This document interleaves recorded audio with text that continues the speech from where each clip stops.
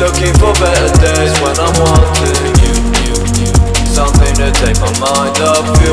Happy to be inside when I'd like to move.